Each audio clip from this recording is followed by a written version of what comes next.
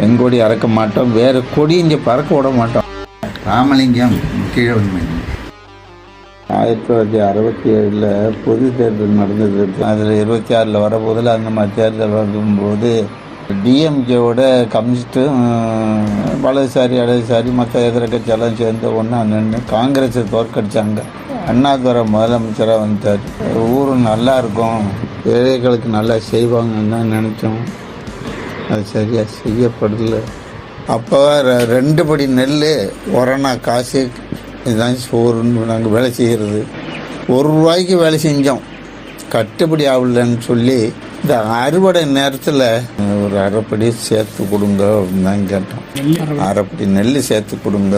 இந்த உள்ளமராஜ் சார் அவர் என்ன சொன்னாங்க, எங்களுக்கு சங்கம் இருக்குது, எங்களுக்கு தலைவர் இருக்கார், கேட்டுக்கிட்டு வந்து தர்றோம் அப்படின்னு சொன்னாங்க.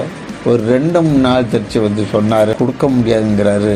நீங்கள் கேட்டு தவறுன்னு சொல்லி ₹250 ஃபைனு கேட்குறாரு. என்னங்க வேலை செய்யறதுக்கு ஒரு அரைப்படி நெல் கூட கேட்டோம், கேட்டு தவறுன்னு சொல்லி ₹250 பணம் கேட்குறீங்களே.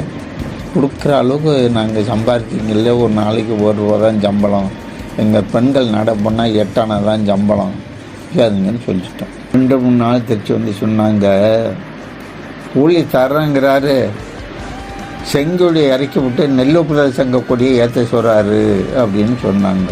கூலி கேட்குறதுக்கும் கட்சிக்கு என்ன சம்மந்தம் வந்திருக்கு? செங்கொடி அறுக்க முடியாதுங்க, செங்கொடி அறுக்க மாட்டோம், வேறு கொடி இங்கே பறக்க விட மாட்டோம். அவரால் எப்போ வேணாலும் எது வேணாலும் செஞ்சுட்டு போட்டோம், மாற்று கொடியை இங்கே ஏற்ற மாட்டோம்னு சொல்லிவிடுங்க அப்படின்னு சொல்லியாச்சு. அது வரல இவங்க அறுக்க வேலைக்கும் கூப்பிடல, எங்களுக்கு வேலையும் கொடுக்கக்கூடாதுன்னு மறைச்சிட்டாங்க. அப்படி ஒன்றும் கம்யூனிஸ்டுகளுக்கு ஆபத்து வராது அப்படின்னு அண்ணாதுரை சொன்னதாக பேப்பர்லேயும் வந்தது, வாய்மூலத்தை தலைவர்களும் வந்து சொன்னாங்க. சொல்லி ஒரு 15-20 நாளில் நடக்குது சம்பவம்.